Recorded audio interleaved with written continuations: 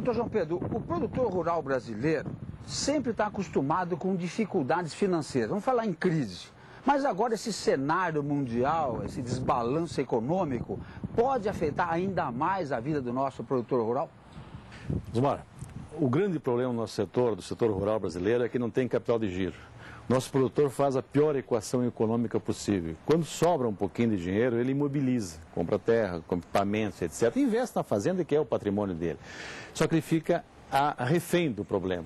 Então, quando dá um momento igual a esse, em que há uma crise, e essa crise é uma crise pesada, não é uma crise momentânea, é uma crise, os economistas comparam ela com o crash da década de 29, 30, ele fica mais vulnerável. Então, nós estamos falando em equação. A gente pensar que se o mundo inteiro está atravessando dificuldade de exportação de produtos, o Japão, os Estados Unidos, os árabes com petróleo, mas nós somos produtores de alimentos. O senhor entende que mesmo com crise as pessoas têm que comer. Não é hora então de o governo pensar numa saída estratégica para aproveitar, fazer desse limão uma limonada? Você tem 3 países do mundo que podem produzir alimentos para o alto consumo e gerar excedentes: Estados Unidos, Brasil e Argentina. O americano já ocupou toda a área plantada. Isso daqui para frente só por aumento de produtividade. A Argentina, com problemas políticos homéricos, em que o populismo e tributando excessivamente o setor rural, ela não tem muito espaço. Sobra quem? Sobra o Brasil. O Brasil é a grande vedete do mundo. Sem ufanismo nenhum. Sem ufanismo, é a realidade. Se você olhar, de cada 2 frangos exportados no mundo, um é brasileiro. A 30% do mercado de carne, da carne mundial bovina é brasileira. Soja, o complexo soja, nós exportamos mais que os Estados Unidos. Nós começamos a ser um exportador de milho, ou na área de biocombustível, enfim, o Brasil tem tudo. Nós temos gente capaz, nós temos profissionais competentes. Nós temos um clima fantástico, igual a esse que nós estamos vivendo nesse momento, com chuva, verde. Ou seja, o que falta no Brasil é pós-porteira. O grande problema do setor rural brasileiro é depois da porteira. Até a porteira, nós somos mestres. Qual a sua sugestão? O que o governo teria que fazer agora, nesse momento? O governo tinha que fazer o dever de casa, que nesses momentos bons ele não fez. Qual o dever de casa? Ele tem que investir em infraestrutura. Nós estamos mostrando ao fundo os caminhões passando. E os caminhões passando, carregados com grão para o porto e voltando vazio. Nós damos o luxo de um caminhão rodar 2.000 quilômetros vazio, porque ele foi no porto e voltou sem carga. Não há um programa, não há financiamento na época certa.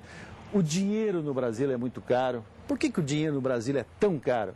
Porque o governo pega 70% da poupança nacional para rolar a sua própria dívida. Consequentemente, sobra 30% para aplicar.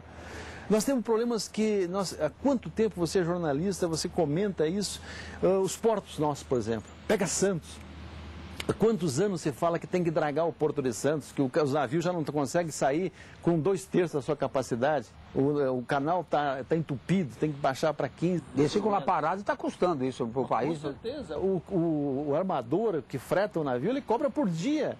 Ou seja, se carregar ou não carregar, é problema de quem está pagando. Quem está pagando, não. O problema de quem está na ponta final aqui, que o preço final do produtor nosso perde 50 centavos de dólar, $1 por questão de custo, de chamado custo Brasil. Nós há pouco falamos de uma coisa bastante interessante, a questão das ferrovias. A Ferronorte, o senhor deu um exemplo interessante. Sai lá de Mato Grosso, a gente em Mato Grosso do Sul sai com uma velocidade, entra em Mato Grosso do Sul com uma segunda velocidade, entra em São Paulo quase parando.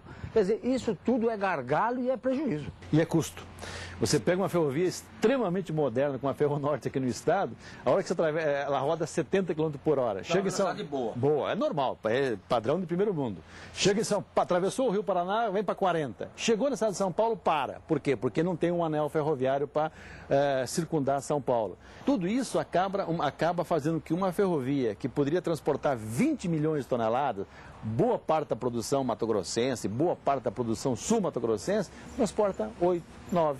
E encarece o custo. Agora vamos voltar então para dentro da porteira de novo. Eu acho que para fora da porteira está bem definido essa problemática.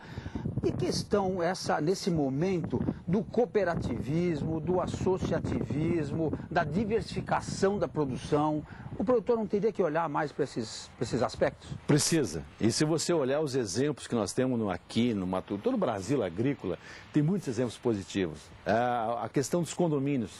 O grupo de produtores se reúne, monta um armazém, esse armazém presta serviço para o produtor, cada um é dono da sua produção, só que ele ganha no armazém, ele ganha na escala, ele não tem perdas, ou seja, com isso ele consegue pagar um armazém, o grupo de produtores paga esse armazém em 3, 4 anos e fica daí para frente fornecendo custo zero para ele a despesa de armazenagem. Qual é a razão de eu ter um trator ocioso e você ter um trator ocioso? Será que nós dois não podemos ter um trator e fazer um serviço para ambos e baixar o custo? Não temos mais 300, 400 mil reais na conta junto ao banco de financiamento impactando na formação do teu custo final? Então, esse modelo nós precisamos repensar, o Brasil precisa repensar, o produtor precisa repensar. Nós temos que se unir, nós temos que criar um novo modelo em que a gente valorize essa participação, esse trabalho integrado. Conversei com o doutor João Pedro Couto Dias. Muito obrigado, doutor João Pedro.